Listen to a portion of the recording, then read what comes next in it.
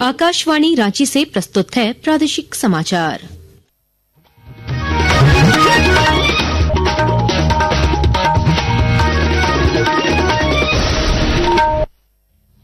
नमस्कार, प्रादेशिक समाचारों के साथ मैं कामिनी। पहले मुख्य समाचार। उच्चतम न्यायालय में वक्फ संशोधन अधिनियम की याचिकाओं पर आज फिर होगी सुनवाई। झारखंड भाजपा ने केंद्रीय एजेंसियों से मुर्शिदाबाद हिंसा की जांच कराने की मांग की। मुख्यमंत्री की विदेश यात्रा पर आरोप प्रत्यारोप का दौर शुरू। भाजपा ने कहा सैर सपाटा करने जा रही है सरकार। कांग्रेस ने कहा निवेशकों को झारखंड लाने की कर रहे कोशिश। केंद्रीय मंत्री मनसुख मांडविया आज राजधानी रांची में 220 बेड वाले नवनिर्मित ईएसआईसी अस्पताल का करेंगे उद्घाटन। विधानसभा अध्यक्ष रविन्द्रनाथ महतो ने वर्तमान शिक्षा व्यवस्था को बताया खर्चीला।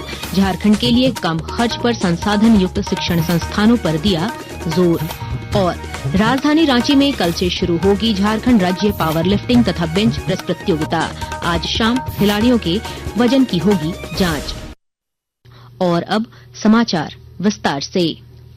उच्चतम न्यायालय में वक्फ संशोधन अधिनियम 2025 को चुनौती देने वाली याचिकाओं पर आज फिर सुनवाई होगी। न्यायालय ने कल सुनवाई करते हुए कोई अंतरिम आदेश जारी नहीं किया।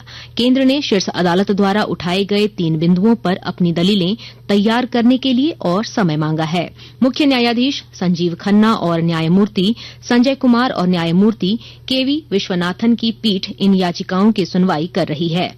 न्यायालय ने कहा है कि जब तक इस कानून पर सुनवाई हो रही है तब तक वक्फ के रूप में घोषित संपत्तियों को गैर अधिसूचित नहीं किया जाना चाहिए, चाहे वे वक्फ बाय यूजर हो या वक्फ बाय डीड हो। झारखंड भाजपा ने पश्चिम बंगाल के मुर्शिदाबाद में हुई हिंसा की केंद्रीय एजेंसियों से जांच कराने की मांग की है। रांची के विधायक सीपी सिंह ने पश्चिम बंगाल की मुख्यमंत्री ममता बनर्जी पर उपद्रवियों को संरक्षण देने का आरोप लगाया। ममता सरकार उनके संरक्षण में ये सब घटनाएं हो रही। ममता बनर्जी या तो खुद जिहादी मानसिकता की है या जिहादियों के चंगुल में फंस गई है, और यही कारण है कि इतनी घटनाएं हुई फिर भी इन दंगाइयों को छूट दे दिया गया या जिहादियों को छूट दे दी गई। जब ये चीजें दोनों एक साथ हो जाएगी तो बंगाल तो वाकई में विस्फोटक स्थिति में है। इसकी जांच केंद्रीय एजेंसी से होनी चाहिए। मुख्यमंत्री हेमंत सोरेन के स्वीडन और स्पेन रवाना होने से पहले सत्ता पक्ष और विपक्ष में आरोप प्रत्यारोप का दौर शुरू हो गया है। भाजपा के रांची विधायक सीपी सिंह ने सरकार पर सैर सपाटा पर जाने का आरोप लगाया।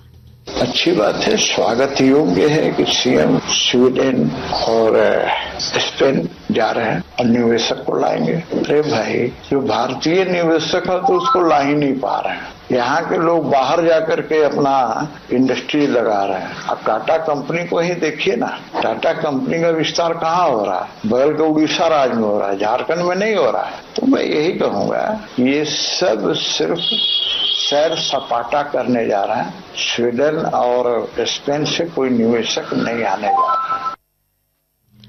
कांग्रेस के प्रदेश प्रवक्ता राकेश सिन्हा ने कहा कि राज्य सरकार विदेशी निवेशकों को झारखंड लाने की कोशिश कर रही है।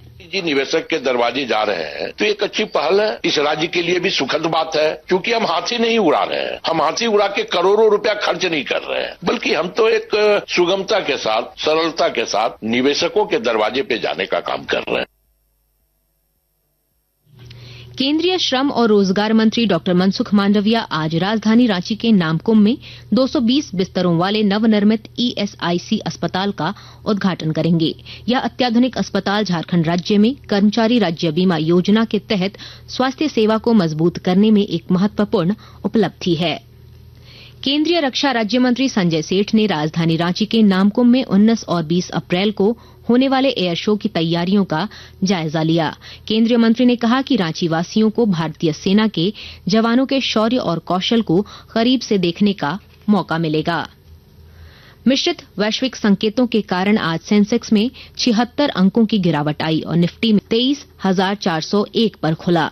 हालांकि दोपहर के कारोबार में बाजार में काफी उछाल आया। सेंसेक्स 586 अंकों की बढ़त के साथ 77,631 पर पहुंच गया, जबकि 50 शेयरों वाला सूचकांक निफ्टी आधे प्रतिशत से बढ़कर 23,590 पर कारोबार कर रहा था।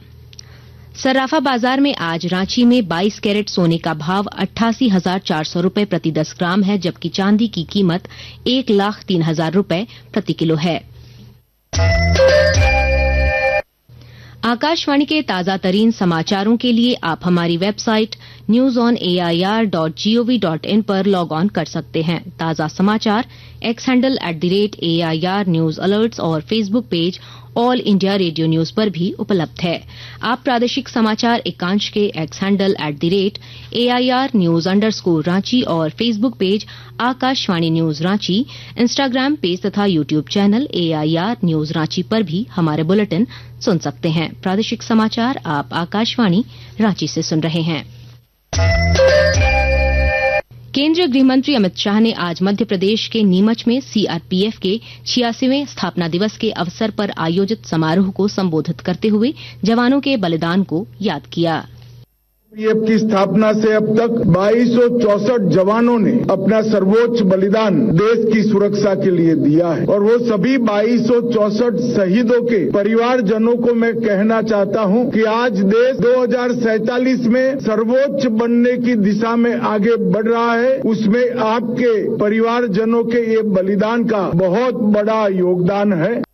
विधानसभा अध्यक्ष रविन्द्रनाथ महतो ने वर्तमान शिक्षा व्यवस्था को खर्चीला बताते हुए झारखंड के लिए कम खर्च पर संसाधन युक्त शिक्षण संस्थानों पर जोर दिया है। श्री महतो बोकारो के एक स्कूल में आयोजित कार्यक्रम के बाद प्रेस वार्ता को संबोधित कर रहे थे। हम जो इस राज्य के लोग हैं, हमारे पास आर्थिक स्थिति उतना उन्नत नहीं है और वर्तमान शिक्षा व्यवस्था जिस तरह का एक्सपेंसिव हुआ है, इस एक्सपेंसिव व्यवस्था को टॉलरेट करने का, बर्दाश्त करने की क्षमता हम में नहीं है। इसीलिए हम लोग चाह रहे हैं कि हमारे इकोनॉमी के मुताबिक हमें संस्था मिले ताकि हमारे बच्चा भी यहाँ पढ़ सके। नीति आयोग द्वारा निर्धारित सूचकांकों में वृद्धि को लेकर सिमडेगा जिले में विशेष जोर दिया जा रहा है। विस्तृत ब्यौरा दे रहे हैं हमारे संवाददाता।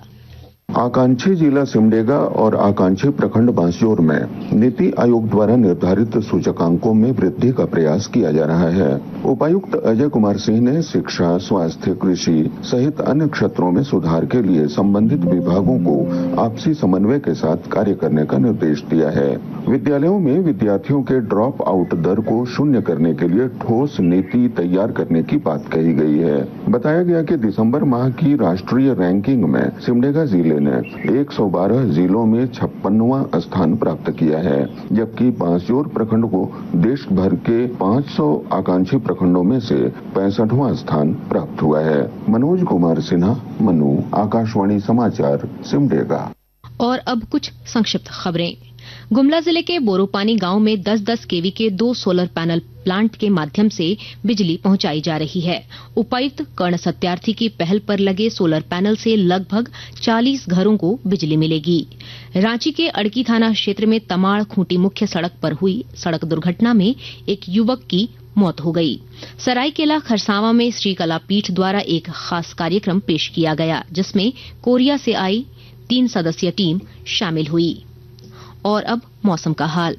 मौसम विभाग ने पलामू, गढ़वा, लातेहार, चतरा, लोहरदगा, सिमडेगा और गुमला को छोड़कर राज्य के सभी जिलों में आज बादल गर्जन और तेज हवा के साथ बारिश का पूर्वानुमान जताया है। वहीं अगले 5 दिनों तक बारिश और वज्रपात को लेकर येलो अलर्ट जारी किया गया है। और अब खेल। राजधानी रांची में कल से झारखंड स्टेट पावर लिफ्टिंग तथा बेंच प्रेस प्रतियोगिता का आयोजन किया जाएगा। 2 दिवसीय इस प्रतियोगिता में पूरे राज्य से लगभग 250 खिलाड़ी शामिल होंगे। इस प्रतियोगिता के आधार पर झारखंड टीम के लिए खिलाड़ियों का चयन किया जाएगा, जो राष्ट्रीय प्रतियोगिता में राज्य का प्रतिनिधित्व करेंगे। इस प्रतियोगिता को लेकर आज शाम खिलाड़ियों के वजन की जांच की जाएगी। अंत में मुख्य समाचार एक बार फिर। उच्चतम न्यायालय में वक्फ संशोधन अधिनियम की याचिकाओं पर आज फिर होगी सुनवाई। झारखंड भाजपा ने केंद्रीय एजेंसियों से मुर्शिदाबाद हिंसा की जांच कराने की मांग की। मुख्यमंत्री की विदेश यात्रा पर आरोप प्रत्यारोप का दौर शुरू। भाजपा ने कहा सैर सपाटा करने जा रही है सरकार। कांग्रेस ने कहा निवेशकों को झारखंड लाने की कर रहे कोशिश। केंद्रीय मंत्री मनसुख मांडविया आज राजधानी रांची में 220 बेड वाले नवनिर्मित ESIC अस्पताल का करेंगे उद्घाटन।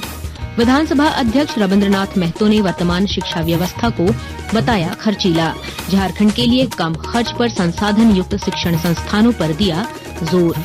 और राजधानी रांची में कल से शुरू होगी झारखंड राज्य पावर लिफ्टिंग तथा बेंच प्रेस प्रतियोगिता।